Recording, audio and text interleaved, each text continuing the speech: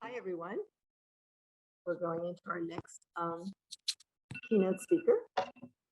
I'm Mary Ann Petrillo, CEO of West Business Development Center, and thank you all for joining. The last speaker was fantastic, and we were excited to have you all here listening.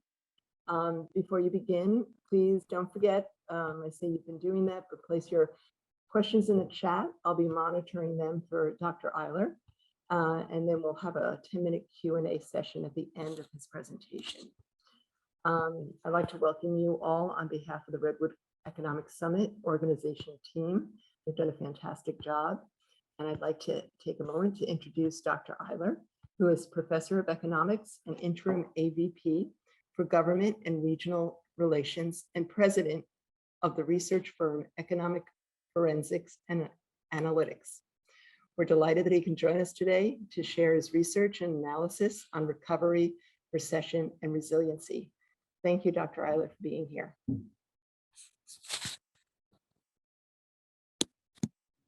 Thank you, Mary Ann. Can you hear me okay?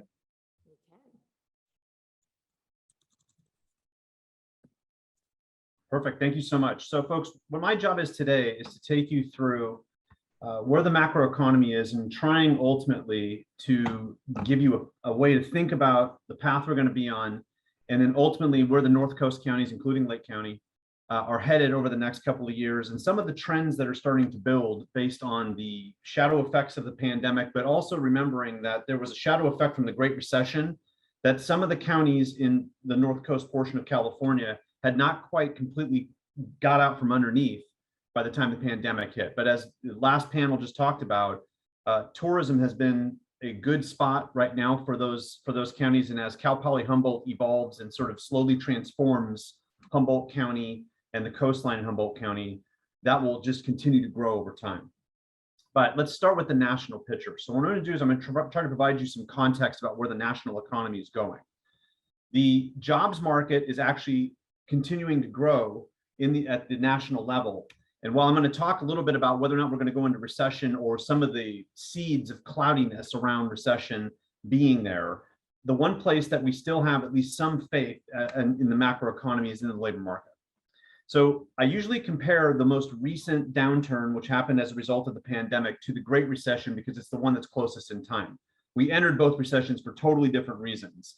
But what this picture tells you is that it took about 78 months to go from the same total number of workers in the United States just to get back there. And we will see where California is as a state in the same way in just a minute. But the pandemic-induced recession and recovery looks like this. And in fact, it was just last month that the American economy crossed that red dotted line, or basically got, in a seasonally adjusted way, the same number of workers back in total working in the United States as was before the pandemic, using January 2020 as a pre-pandemic benchmark. So in the blue line, or the blue curve, we use November 2007 as a pre-recession benchmark. In the black line, we use January 2020. So we recovered. And that slow, steady growth of the black line over the red dotted line suggests that the labor market has shown good resiliency, strength, and continued growth, regardless of what's going on with inflation, regardless of what's going on with interest rates for now. Now hold that thought. That's in the aggregate. But if we actually look at what's going on at the industrial level, it starts to show a picture that tells us there are some potential structural problems in our economy that we may not have to face in the next couple of years, but may show up in the next 7 or 8 toward the end of this decade. So what I'm going to walk you through is I'm going to walk you through how each major sector of the American economy changed as a result of the pandemic and how it's recovered through August 2022. So same deal. We're using January 2020 as the pre-pandemic benchmark. And what this blue column show you are the job cuts for each industry sector in the American economy in April 2020. So every sector of the economy was affected, even in a minor way. Every major sector was affected. And May 2020 really didn't change that much. And in fact, it deepened the cut in a couple of industries. So the point is here is April and May 2020 were the 2 big months. And then we started to recover basically right after that. And thus, the pandemic-induced recession is the shortest one on record, at least for the ones we recorded. And the big question now, is that we'll see in a minute, is whether or not we're tipping into another recession here relatively soon. But as we recovered, this is December 2020, and you can see all these columns are going to start marching up toward and beyond that red dotted line in most cases. By the end of 2020, transportation and warehousing, as we moved our lives to buying more stuff online and having it delivered home, we saw more people hired in that industry sector. By the end of 2021, that was still really the only sector of the economy, except for what we call professional and business services, which is a wild mix of architects, accountants, lawyers, et cetera, had just barely come back. But by the end of August this year, a lot of industries had come back in terms of where we were before the pandemic. But if you look to the far right, that's where we want to start really focusing our energy when we think about what's going on with the national economy, not now, but maybe 5 years from now. Accommodation is the industry sector where we have any place you stay overnight that is not, let's say, a short-term rental like an Airbnb or a VRBO. So hotels, motels, and B&Bs, and some event centers that have hotels attached to them. Almost 19% down in terms of the total number of people working in that industry. And so what that number does is it sort of leads to two related questions. One, is that because employers have not wanted to hire people back? Or is it because employers want to hire people back, but they can't find them? And the problem is as that number remains relatively large and lingers on in time, it starts to suggest that those businesses, if they can't find workers or they're not hiring back, which is again kind of two sides of the same coin, that the workers are still not working, are they switching to a model where they can actually use 4 out of the 5 people they used before the pandemic? And what's that mean in terms of the job availability, especially in those types of jobs that do not take a lot of skills to get into and are good transitional jobs for people that are moving between careers? That's a large number to linger on this far away from an initial cut. Now, if you look at food services and drinking places, which is kind of the fancy term for bars and restaurants, that is still down also. And if we think about places around the North Coast, we know that there's been an adoption of a change in the modeling around how many tables you have in a restaurant, the number of turns you're expecting, the number thus of patrons you're going to generate. And as we just saw in the last panel, one of the biggest things is not trying to necessarily generate more people, but trying to get more spend per person. Now, you can see that, again, bars and restaurants being down a little bit, it's good that it's been climbing up and it's getting close to that red dotted line, but it's yet another industry that a lot of people can go from one career to another, or if they lose a job, they can make the transition relatively easily into that job and, in a sense, act as a bridge over troubled water while they're looking for the next stop. However, one of the biggest problems in our economy is not the job market, even though these are things that you start to say, okay, if those jobs structurally go away, what's that mean for a lot of people, especially our high school graduates and some folks who don't intend to go to college or get an education that would lead to a different career than something that's more in personal services? It means things, as we'll talk about in a minute, that you may have longer durations of unemployment, and you may also have a push for federal policy to come in such a way that it provides what we're going to call universal basic income. So those discussions are in the seeds of those discussions growing are in some of these structural changes that may be coming. It's in inflation where most of the big debates still arise. So yesterday, if you watched the news, we heard that the Federal Reserve increased the short-term interest rates in the United States per the ones they set by 0.75%. So that is after a succession of jumps of very, very quickly in interest rates by the Federal Reserve. And it's making a lot of economists nervous that we are pushing rates up so quickly, though, as I'll explain to you in a minute, we're trying to fight these price data and trying to push them down, that by doing so, we're actually distorting the way consumers and businesses make decisions.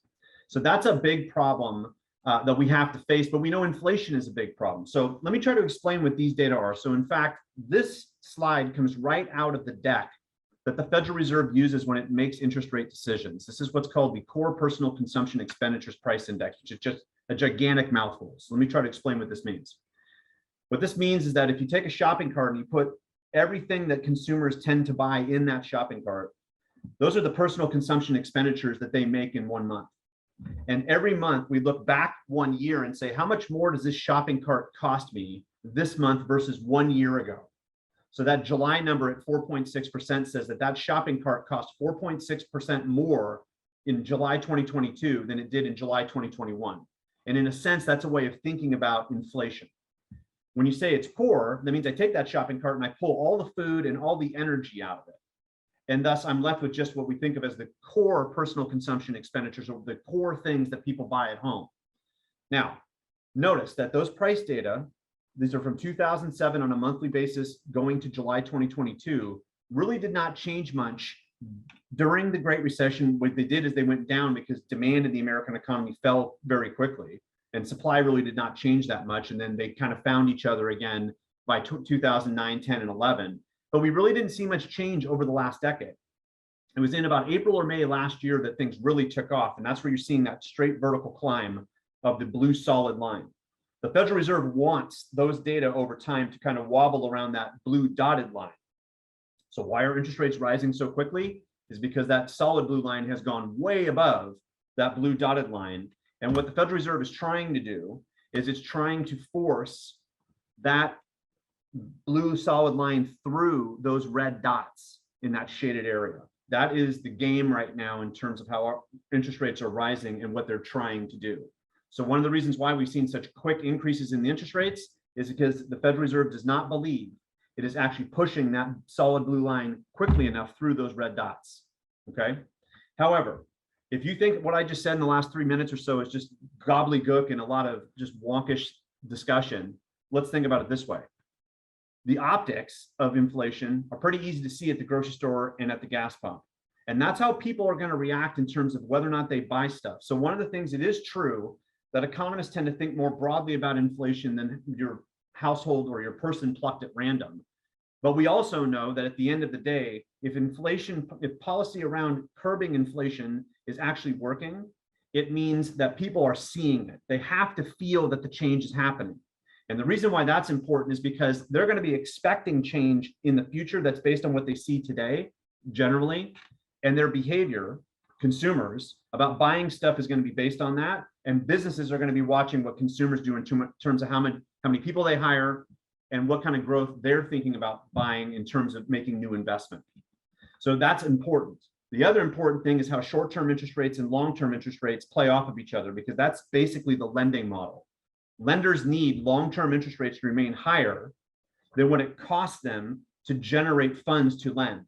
So as that difference gets smaller and smaller because the Federal Reserve or any central bank is pushing those short-term rates up, or what basically is the basis of what it costs lenders to gain access to funds to lend out to people, that's a problem for banks and credit unions to provide more funding for business growth and for consumers' larger business or larger expenditures.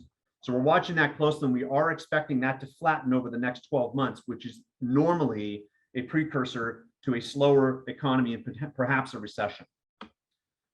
The other piece of the economy we're watching is that how does this all affect some of the graphs we just saw in terms of how many people remain employed? And as we'll see later, how's it going to affect housing prices?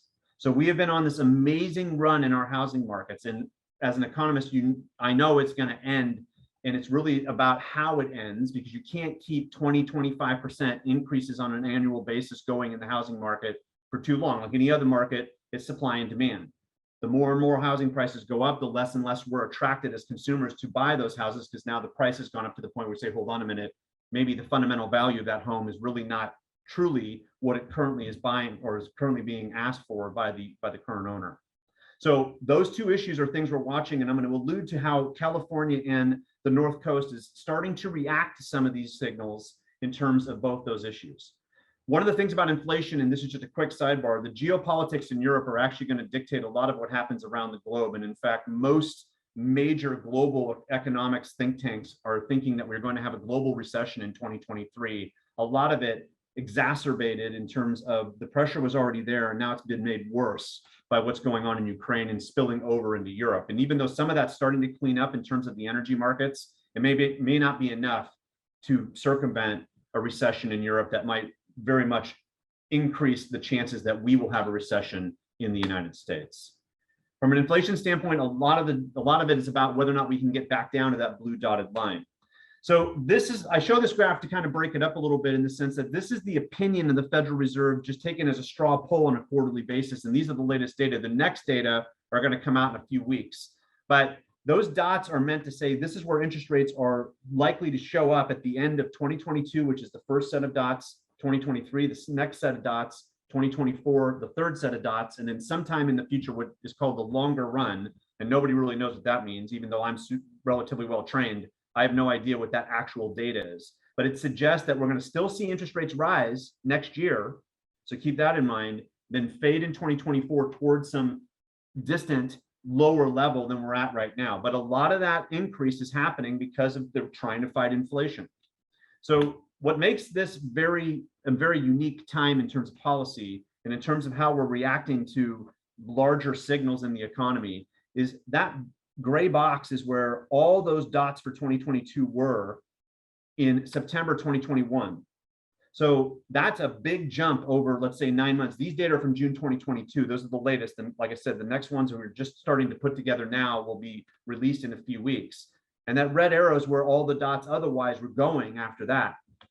That box is where we were 3 months before the blue dots on this graph, meaning not that long before, not that much time before the latest data, and a lot larger variance. So these folks were much more confused earlier in the year about what to do with interest rates, and now they've seen to settle their ship about where things are going. But even then, the path was about the same.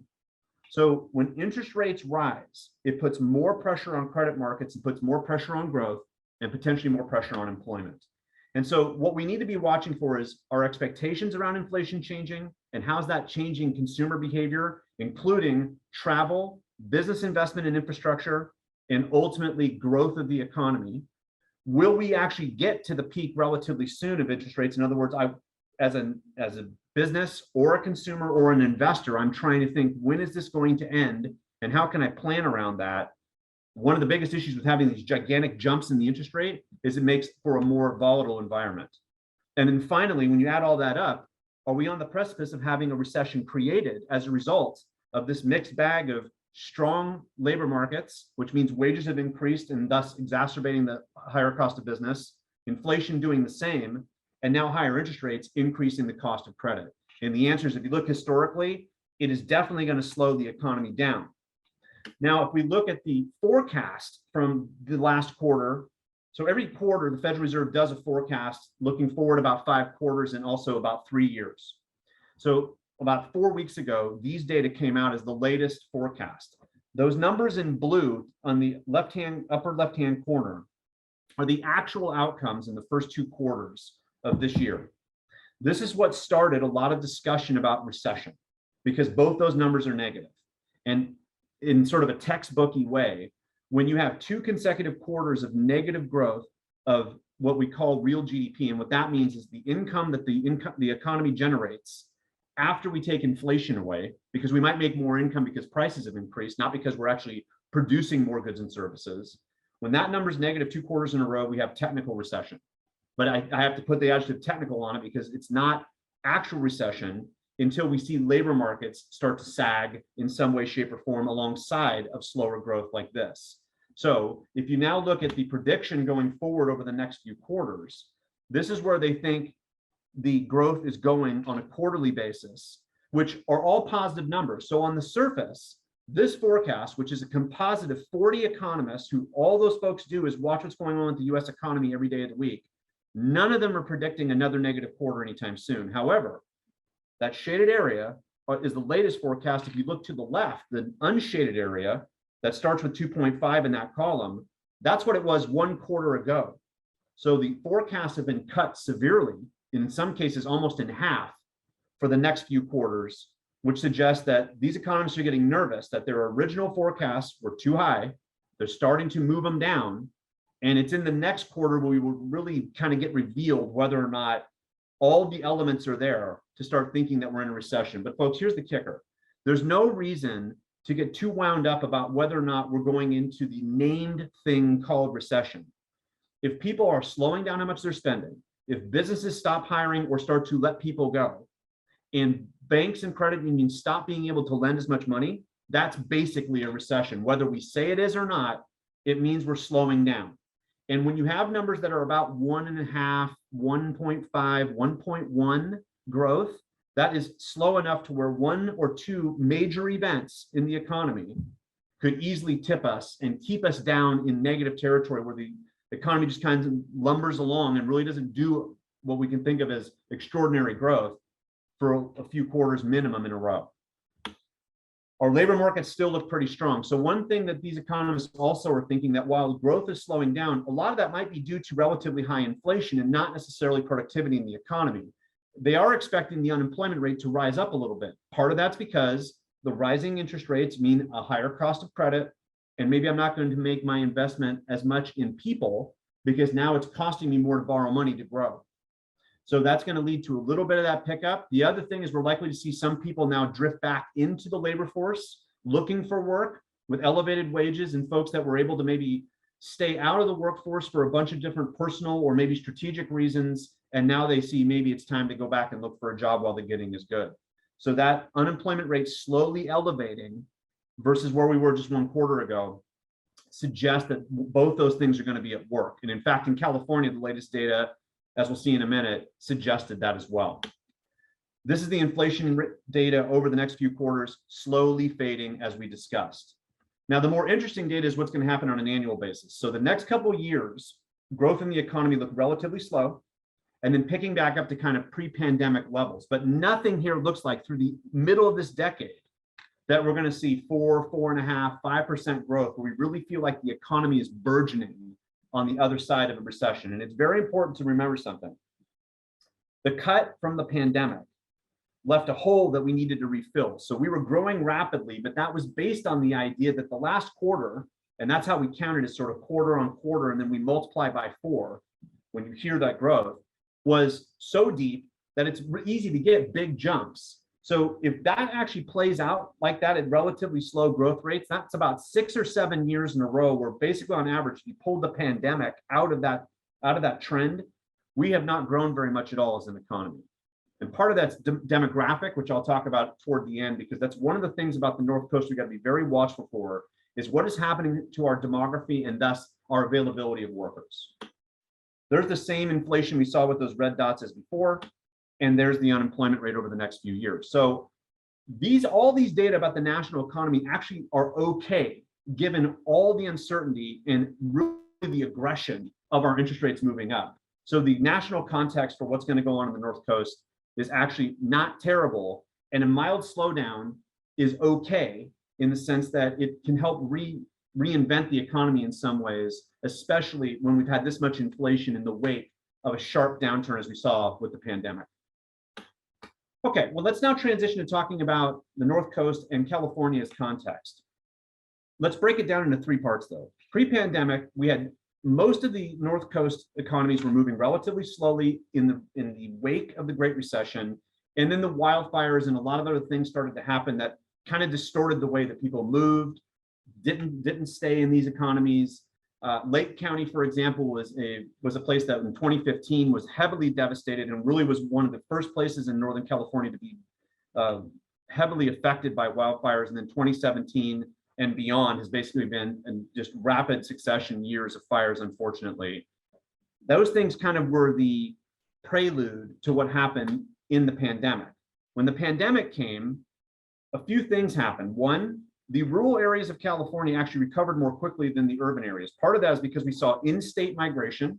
We saw the population move around as soon as they were able to go remote. And then we saw construction slowly take off because housing prices were rising in places that, but for the pandemic, they probably would not have seen that. So we're going to come back later in about 10 minutes or so and talk very briefly about what that means with respect to an aging populace. What the future means is we got to figure out what is different and why is this difference good in terms of marketing and economic and workforce development in these counties. So one of the biggest problems with rural California, and this is definitely true in Lake Mendocino, Humboldt, and Del Norte counties, is what identity do you have? And what does that mean in terms of economic and workforce development, not now, but 5 years from now? That sort of branding and marketing about why is it good to do business in these places, that's a big deal. And further, if remote workers have come to you all, what are you going to do with them? Either A, as they age and maybe think, I don't want to stay with the same employer, but I also don't want to move. Are they businesses in waiting that actually brought technology jobs to these counties that would not have come otherwise?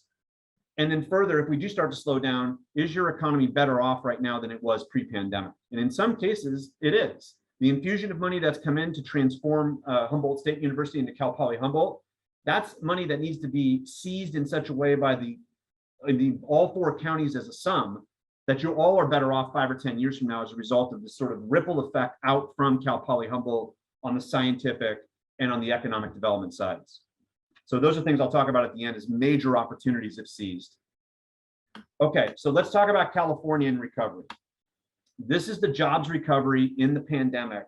The sharp cut, again, going back to January 2020 as a pre-pandemic benchmark, and then climbing up almost there. So 99.9% as August ended in terms of the recovery of jobs, almost home. But very slow, flat movement, especially in 2022. And a lot of that's because wages have gone up, the cost of living has gone up, employers are very nervous about hiring and higher wages, and workers have been tough to find. The labor force in California reflects that. So it is very rare to see, even on the other side of recession, that blue line, the labor force to kind of lumber around below where it started before the recession. What happens generally is that the recession takes place and it hurts households enough to where people say, well, hold on, I now have to go look for a job, so I better put myself out there regardless of what's going on with wages. And the labor force might downturn for a little while, but after 8 or 9 months, it usually comes back. It's now been about 32 months, and we still have fewer people who are out there and counted as labor force participants than we had January 2020 in a seasonally adjusted way. That is a long period of time. And what that starts to tell economists is that, hey, two things might be afoot. There's one, we may have lost population and those workers are simply not there. Or B, that there are people now that live here who have the wealth to live here, but have no intention of entering the labor force in sort of a classic way. Both of those are problematic in terms of employers finding workers, again, not now, but 5 years from now. If you look at the sectors of the economy, I'm going to start moving through this relatively quickly. The story is basically the same for California as it is at the national level, except not as much not as much sectoral recovery at the national level. The main thing is to look at 3 big buckets here. One, if we put our eyes in the middle, transportation, warehousing, utilities. Again, so much growth there because of what's happened in logistics and having internet sales really start to take hold in our economy. Looking to the far right, leisure and hospitality, other services, other personal services like hair salons, nail salons, still below the line. 7% of those workers in bars, restaurants, and hotels have not come back. Again, be thinking, does that mean that the business model has changed and they're not going to use as many workers? And even in government, we know that things have happened where we may not see state, local governments actually rehire positions that are either lost due to retirement or changed due to retirements or to a contraction of budgets. So very similar story for the state overall here. Now, I'm going to show you the data for Humboldt, Lake, and Mendocino counties. These are not seasonally adjusted, but they do suggest a couple of things. And let's just move to August 2022. Same story as a result of the pandemic. Construction and manufacturing have had really nice growth and in essence have been one of the reasons why Humboldt has really grown relatively well. If you look on the far right-hand side, leisure and hospitality is barely back. Those other services have come back. A lot of this is sort of connected to population growth and also to what's going on in housing markets. The information piece, which is software publishing, it's 1 or 2 employers not rehiring really sink it because it's such a small part of the economy anyway in terms of what we count in information. So don't freak out about that negative 25%. It's a very small number. If it's exactly 25%, it's probably like 100 jobs, and I think my memory is 100 jobs down, meaning from 400 to 300. So don't freak out on that. But what is something to think about is the government side. A lot of that's in education. So we're watching that closely, and this is also true around rural California. This is not anomalous to Humboldt County by any means. If you look at Lake County, similar story, not as much in manufacturing, but pretty decent growth in leisure and hospitality. Information, kind of the same thing, basically lost 1 employer and sunk that by about 100 people. Government also down. One of the things in rural California is we saw a loss of teachers. We saw a loss of government workers due to retirements, and they just have not quite climbed back yet. So whether or not that means we have more efficiencies or less efficiencies in government is something that the governmental model will have to deal with. But it is nice to see that leisure and hospitality and those other services have at least climbed back, even though these are not seasonally adjusted. Those numbers at those heights suggest that foundationally those industries have come back. And we've seen more intra-regional tourism over the last couple of years because of the pandemic. And as we saw in the last panel, one of the biggest issues is trying to bring that international audience back. And so watch for that in terms of your tourism strategies, because if that starts to happen, there'll be another shift in the way people are demanding tourism. This is Mendocino County, same basic story. Construction's way up, manufacturing's up a little bit. If you look at the far right-hand side, tourism has come back, pretty much kind of probably a little bit of growth there in terms of after the seasonal adjustment, but transportation warehousing up. It's completely transformed that industry in most of rural California. Otherwise, the North Coast is no different. Government down a little bit. The information piece, same deal. You lost maybe one small employer. But the point is that what's driving growth and recovery in these counties has been a mix of construction, a move toward some manufacturing, some of it cannabis, some of it ag-related, but otherwise just slow and steady movement back toward where we were pre-pandemic. The key is for places like Mendocino County, we had not quite got back to pre-Great Recession levels of employment yet in some of these industries. So continuing to grow is a major issue, just to kind of reclaim losses from 15 years ago as well. I was asked to talk a little bit about cannabis, and so I want to look and see some comparatives about how taxes are being generated. This is right after we started the grand experiment in California with having recreational cannabis being regulated and having it taxed. This is the taxes that are generated at the state level per person based on the evolution of population in these counties and also at the state. So you can see that Humboldt, Lake, and Mendocino are there, relatively high versus some of these in terms of Humboldt and Mendocino. But then you can see toward 2021, which is the latest annual data we have, Humboldt really took off. Mendocino did a really good job. San Francisco, which came out of the gate really fast because of the lack of tourism and also the slow evolution of population in other places. So San Francisco has lost population the last couple of years. It's shifted cannabis demand in San Francisco. But the bottom line is that these counties have a differentiator in terms of the cannabis industry. So with all the wackiness that's going on in the cannabis industry right now, it's still Humboldt and Mendocino counties, and to a certain extent, Lake County's done a really good job in terms of supporting cannabis industry, and Del Norte is probably not that far behind in terms of what it could do, even though its size is relatively small. It's important to realize that that is a differentiator. It's just very tough to know right now how to seize it. So I wanted to give a shout out to Connie Stewart at Cal Poly Humboldt. She and I are working on a grant to try to figure out some of those issues and how big the economic impact could be if the regulatory environment fixes itself well for the entrepreneurs. One of the things I've seen around the state is an increase in sales tax initiatives. So I wanted to show this for Humboldt County and think about how do we see a transformation as a result of the pandemic in how we generate taxable sales. It's an indicator of how much brick and mortar retail remains. And in fact, you see that, if you can see that blue pipe piece, in 2019, about 22.5% of the sales taxes generated in Humboldt County came from an array of other outlets beyond those that are named here. Internet sales sit inside that pie piece. And if you look to the right, which is the 2022 in Q1 mix, it's grown almost 3%. In other words, it's kind of overtaken other parts of the pie. Well, we know certain parts of retail and restaurants have not quite come back yet, so it makes sense there's been that shift. The reason I show this, and then on the next slide, you're going to see basically the same phenomenon for Mendocino County, is this an indicator about what's really going to happen to brick and mortar retail over time? And so when you start thinking about the shadow effect of the pandemic on our local businesses, what's going to happen with respect to the support for those local businesses if in fact internet retailers have more and more depth and breadth in terms of what consumers are buying every month? So one of the unintended consequences of more broadband in these 4 counties will likely be more competition for local brick and mortar retail. Maybe not so much on the restaurant side. That really is going to take an increase in sort of sustained increase in tourism, but the retail side, watch out for that. Okay, so I really show this to rural counties when I talk to y'all, because that's something to watch, is the evolution of the mix of what's happening in taxable sales. It tells a tale of how your local residents and also your visitors are actually patronizing local retailers in, basically your smaller businesses locally. With that, let's start getting to the end by starting with housing, and then I'll talk about some demography.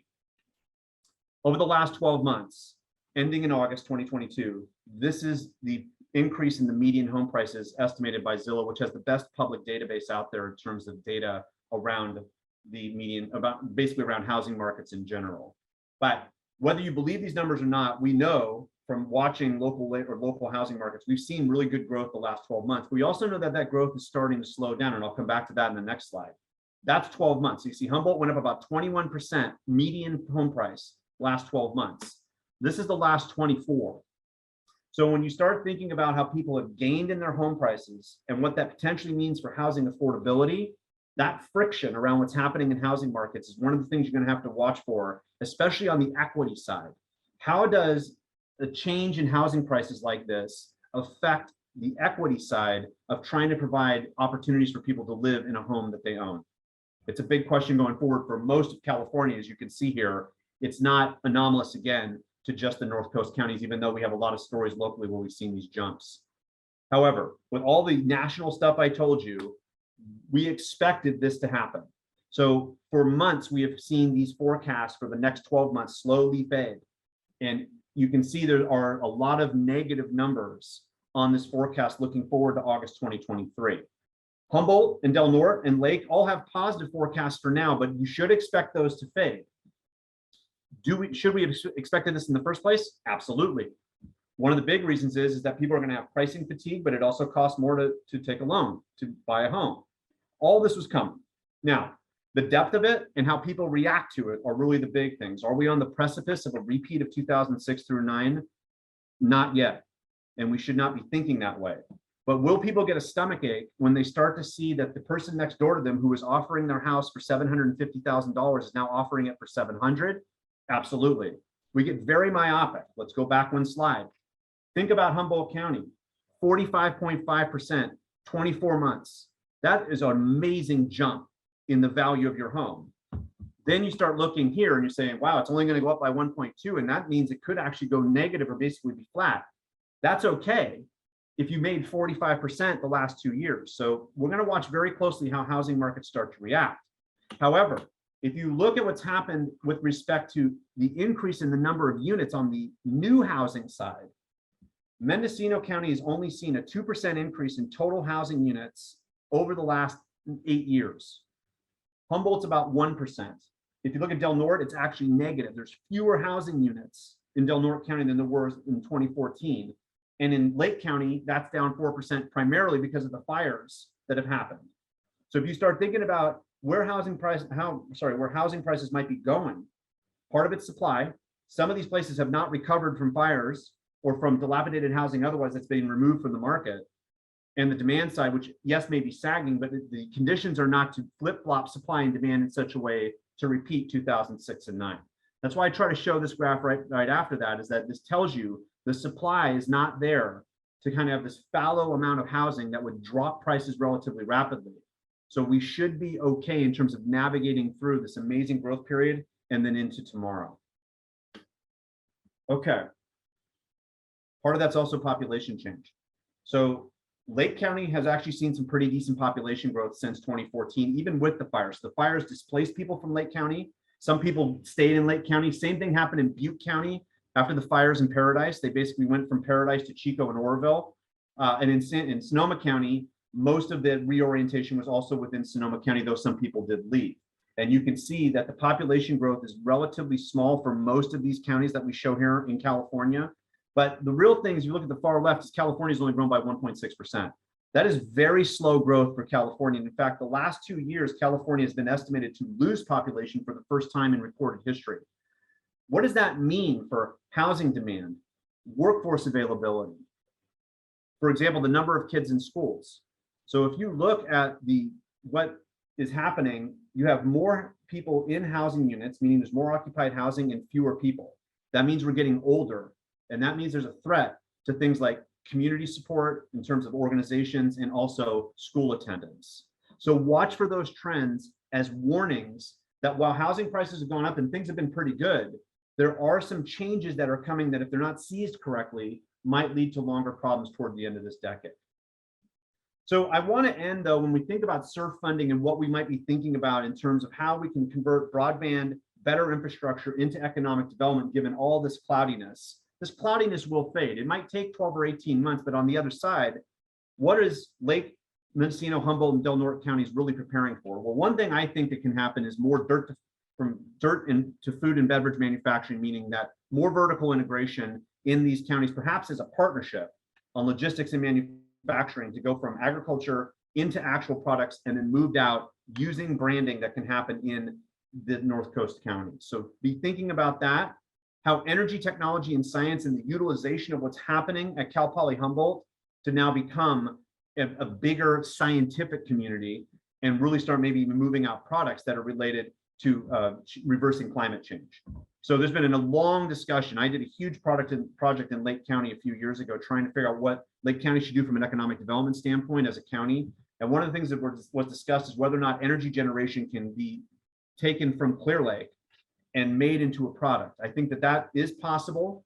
And I think in general, how that is added to the set of what can happen with green energy possibilities throughout this region between wind, solar, and it doesn't have to be a product or actual energy generation. It can be the science around it, using what happens in these areas as the springboard.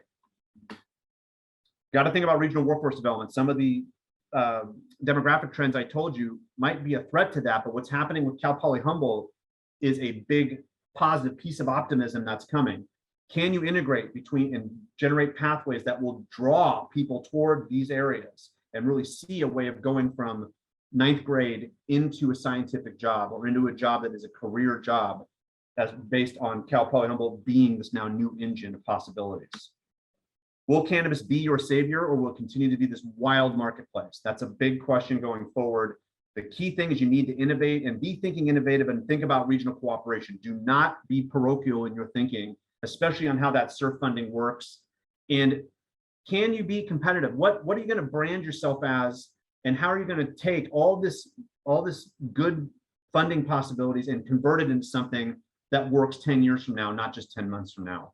Those are some big questions to think about in terms of the next few years. And I hope that what I told you before is not too scary. It really is sort of navigating through to get to those opportunities on the other side. So with that, Marianne, I'll take questions that may have come up. Thank you so much again for having me today. Wow, that was a lot of stuff. Thank you, Dr. Eyler. That was terrific. So we have a lot of questions in the chat. I don't know whether we're going to be able to get to all of them here, but I'm going to take you back a few. I've been monitoring them since the beginning, so I'm going to skirt around and they might be touch on different aspects because you talked about labor, housing, population, and recession. One of the questions that has come up is we know that businesses often start when spikes are doing the downturn. What are the opportunities might guide our rural entrepreneurs and small business owners if we're confronted with a recession? So basically, what is it that we should be sharing, or how can we help our entrepreneurs and our small business owners in the event of things going really awry over the next year?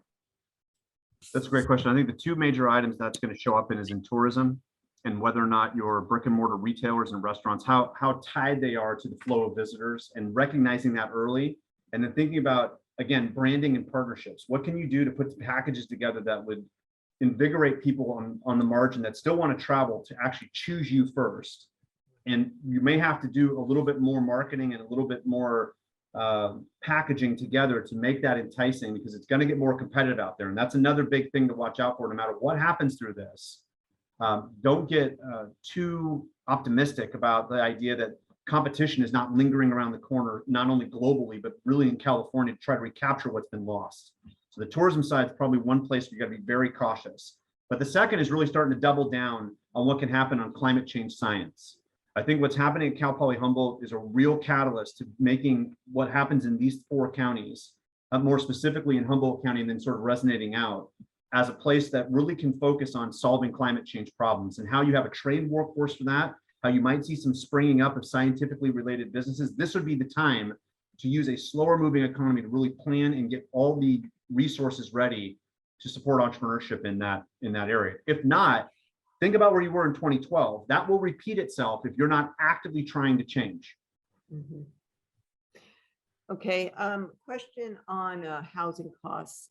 In whether it's on a county or regional level, we still see and expect to see higher housing costs. Is that contributing to the need for wage growth? So, well, it certainly is contributing to the need for wage growth because housing is generally about 30 to 40% of the household's budget. So if you have moved or your rent has gone up, like let's say by 10 or 12%, that can be a large portion of your budget that's been shocked and hence driving you toward really looking around and saying, am I really being paid enough?